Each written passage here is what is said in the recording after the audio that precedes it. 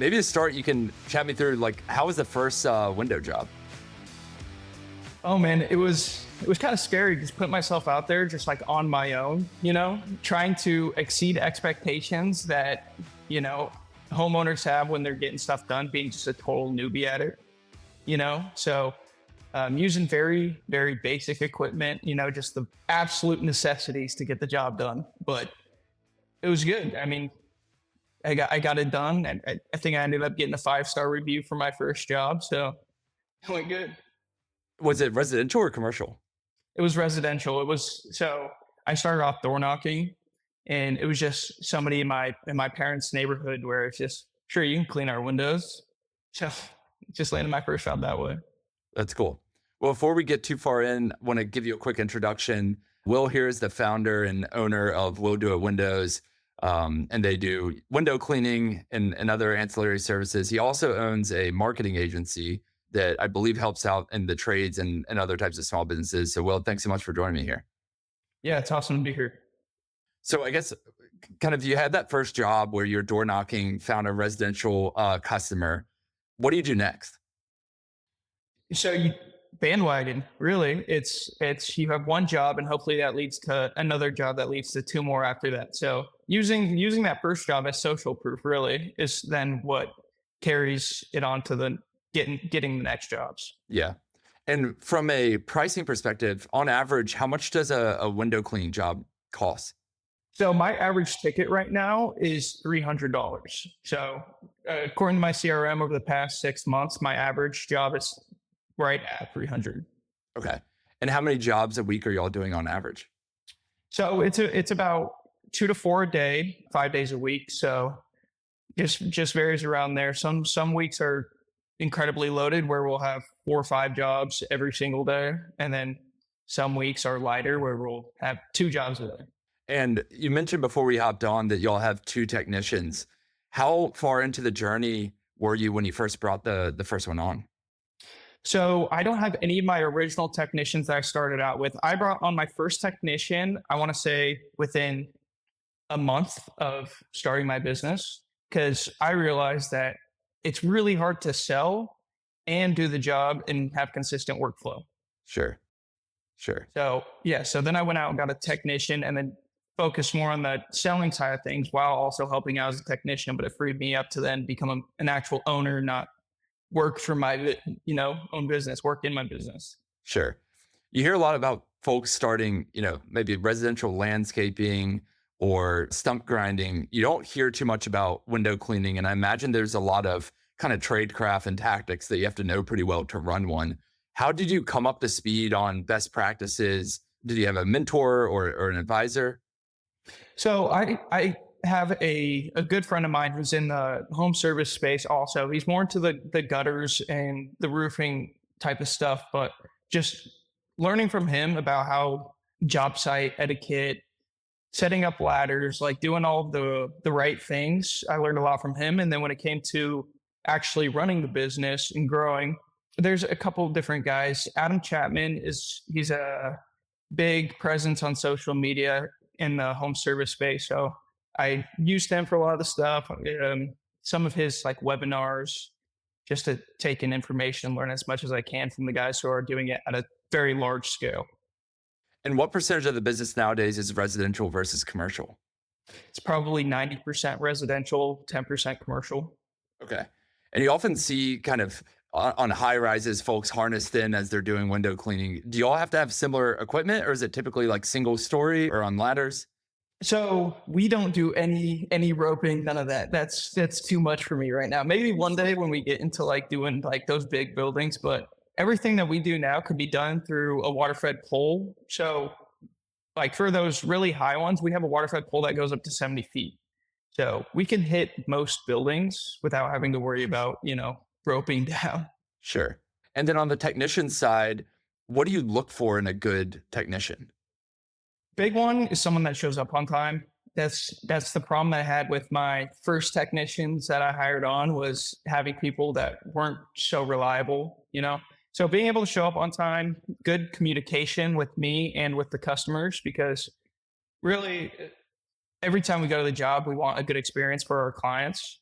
So that means walking them around once we're done, making sure everything looks right, getting 5-star reviews, getting the reviews at the end of the job to help grow the business. It's like those my technicians right now are really bought into the vision of what we're trying to do here because we're trying to grow and we're trying to grow really fast. So having guys that work hard, show up on time, have good communication, and are on the same path that I'm on, it's the same journey. That's what I look for in a good technician. And are they 1099 or W-2? So all of my guys right now are 1099. It's probably going to have to change this next year just based off of how much they're working. But having my guys as 1099s right now kind of makes things easier on me. But yeah, they'll eventually move over to W2s. Sure. And for folks listening in, what is the threshold where you need to switch them from 1099 to W-2? To me, it's about the hours that they're working. And talk to my accounts the same. It's like if they're going to be, working 40 hours a week every week for you for like the year, year or past, then that's when these guys need to be on W2s. Got it. And then from a company culture perspective, how do you try to build that camaraderie such that they want to show up on time and they're doing quality work? I mean, multiple things. So we incentivize our guys because they get bonuses every time they get a review. So it's like you do a good job, you communicate well with the client, and you get a good review, you get incentivized by getting paid, you know. And we do like every week I'm meeting with my guys. They're coming over to my place. We're talking about what we have going on this week, all the jobs in detail, and being on the same page going in with everything. They know what I'm trying to accomplish. I know what they're trying to accomplish. It's like we're all one. We're a unit.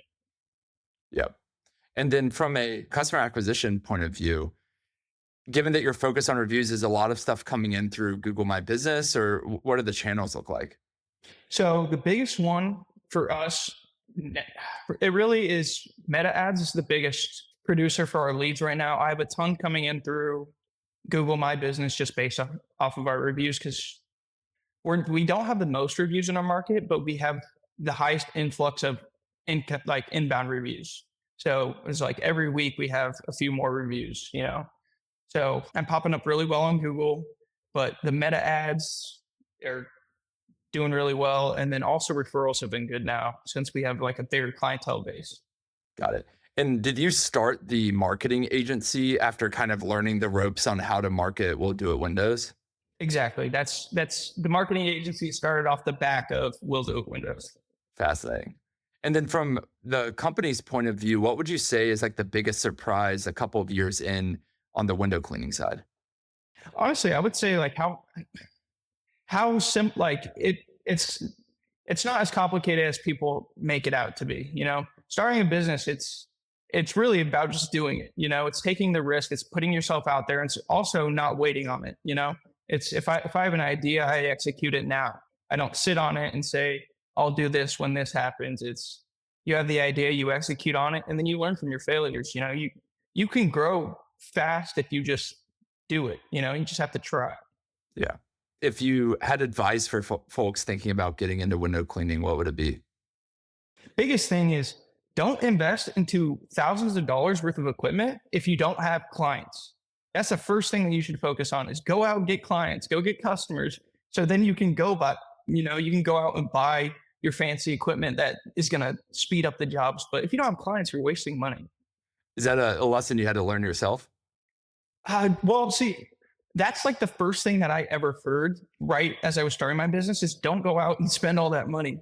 So I bootstrapped it. I was at bare minimum equipment for so long until I upgraded. Was like, if I'm going into debt or spending all of my money to buy all this fancy equipment, it's worth nothing if I don't get jobs out of it. Sure. And when you look ahead to the coming year, 2026, what are the big goals for you guys?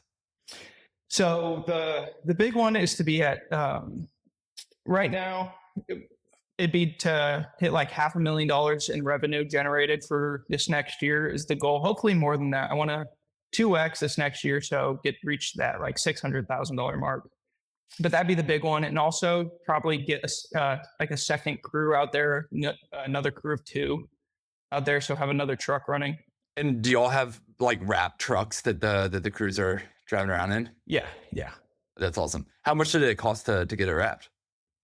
Ooh, a few $1,000s. It wasn't cheap. The truck itself really isn't too nice. I think I spent probably like $8,000 on it. Sure. But the if you have a wrap, it doesn't matter, you know? Yeah, yeah. Do y'all get calls in from them? I want to say sometimes. I mean, my phone rings like pretty often, you know. So like sometimes I don't know where the leads come from, but hopefully they're coming in through the truck. And also our signs. Every job that we do, we set out like an A-frame sign, we have yard signs, stuff like that. So multiple avenues for marketing. Yeah. How do you divide your time between window cleaning and managing the two techs that you guys have versus advertising and marketing? Good question. So the first part of my day is only towards Will Do It Windows. That's it. It's like from the time I wake up to probably about 1 is all Will Do It Windows. I'm answering emails, calling up leads I have, making sure everything's going well with my techs. And then from then on, I'll eat lunch and then get started with the marketing agency. But, you know, I'll have times where I need to answer calls for my technicians, or if I get inbound leads, I'll make those calls. So it's really like hyper focused for the first part of the day, and then whatever else I need to do on top of that. Sure. I know a lot of owners, especially in residential services, have some like crazy stories over the years. If you think back to some of your more entertaining moments, what comes to mind?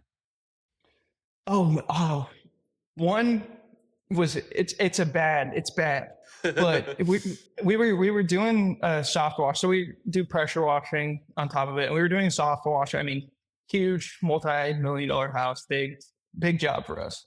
And it was me and one of my technicians that were out there actually doing the job, and we use this thing called an X-Jet to soft wash. And basically, you have your chemical in a bucket, you carry the bucket around, and you spray with the X-Jet. And he had set the bucket down and sprayed and just pulled it. So much bleach all over the grass. The whole thing died. Oh no. It was bad. So I mean, that happens. You know, stuff like that happens. So I just went up, told the customers like, "Hey, a gallon of bleach just spilled all across your fat grass. If it dies, let me know. I will fix it for you. Whatever." But and I mean, that stuff happens to everybody. It's not, Yeah, you know, just specific to me, I guess. I can imagine.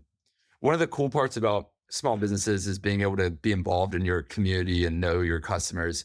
How has that shown up for you?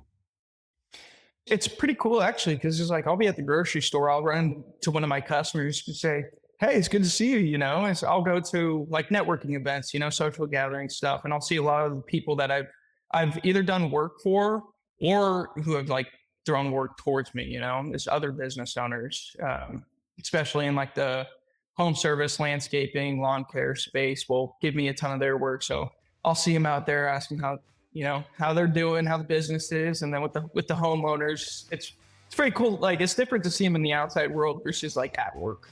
You Yeah, know? yeah. Makes it feel more like kind of community and like you know each Yeah, other. it's like a genuine relationship. Then you know, it's not something where I need you, you need me. It's just like, hey, how you doing? Yeah, that's awesome. Well, cool, Will. Thanks so much for joining me. It's been really cool to hear your story. If folks want to check out We'll Do It Windows, where should they find y'all? You can find us on Facebook, Instagram. You can go to our website at willdoitwindows.com. We got a nice looking website up there. So yeah, feel free to check us out wherever you want. Awesome. Well, thanks so much. Yeah, no problem. It was good talking to you.